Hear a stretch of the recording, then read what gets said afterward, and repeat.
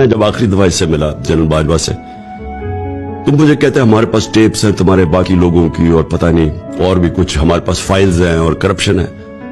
اور پھر کہتے آپ بھی پلے بوائے ہوتے تھے. میں نے کہا اچھا میں گناہگار آدمی ہوتا ہوں گا پھر تو آپ کے پاس بھی ہمارے پاس ہے کچھ. میں نے اس سے کہا تب میں نے کہا یہ ملک پیٹ کاٹ کے پیسہ خرچ کر رہا ہے، ہم اپنے لوگوں کو تعلیم نہیں دے سکتے، ان کا علاج نہیں کروا سکتے، ہم ان کے لیے فیسلٹیز بنیادی ضروریات پوری نہیں کر سکتے کیونکہ ہم اپنی سیکیورٹی فورسز کو اوپر پیسہ خرچ کر رہے ہیں جو ہم افورڈ نہیں کر سکتے.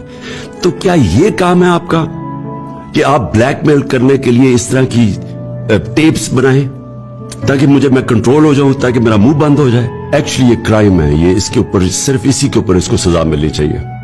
وہ کیا ہے؟ ایز پرائم منسٹر یہ میری ٹیپ ریکارڈنگ کرتے تھے، میرے پرائم منسٹر کے فون کو ٹیپ کرتے تھے اور پھر انہوں نے ریلیز کی وہ ٹیپس جو میری پرائیویٹ لائن کے اوپر، مثلا میرا کانورسیشن تھا میرا جو پرنسپل سیکرٹری اعظم خان، اس کی انہوں نے جو ریکارڈنگ تھی وہ ریلیز کر دی. اور پھر بشرا بیگم کی انہوں نے کوئی ریکارڈنگ ریلیز کر دی، لیکن ریلیز صحیح بھی نہیں کی، اس کو ڈاکٹر کر کے کیا، یعنی ٹیپس کو انہوں نے ایڈٹ کر کے اور زیادہ سنسنی خیز بنا کے انہوں نے ریلیز کر دی. یہ ملک کا آرمی چیف کر رہا تھا.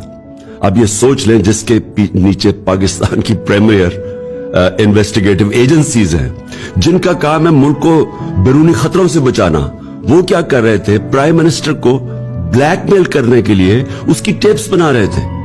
اور یہ کس لیے بنا رہے تھے؟ یعنی میں کوئی فورن ایجنٹ ہوں، میں کوئی ملک کا غدار ہوں، میں کوئی ملک کے پیسے چوری کر کے، یہ جن چوروں کو انہوں نے NRO دلوایا ہے، میرا کوئی باہر پراپرٹیز ہے، میں یہ ملک سے پیسے چوری کر کے باہر لے کے جا رہا تھا، میں تو واحد پولیٹیشین ہوں جس نے باہر کما کے سب کچھ پاکستان لے آیا ہوں، میرا تو کوئی ہے ہی نہیں.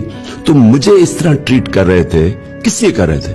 اس سے یہ چیز سامنے آتی ہے کہ نیشنل انٹرسٹ نہیں تھا، یہ کنٹرول کرنے کے لیے یہ سارا کچھ ایک پرائم منسٹر کو بلیک میل کرنے کے لیے کیا جا رہا تھا. میرے خیال میں پاکستانی فوج کو آج اندر اکاؤنٹیبلٹی کرنی چاہیے اس کی، کیونکہ اس میں فاصلے عوام میں اور ہماری فوج میں بڑھتے جا رہے ہیں.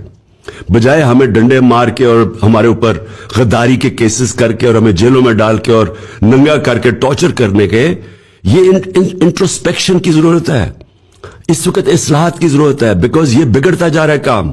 اور میں اس کو بھی ایک دفعہ کہا تھا، میں ابھی بھی کہہ رہا ہوں، یہ ادھر پاکستان جا رہا ہے جدھر یہ سب کے ہاتھ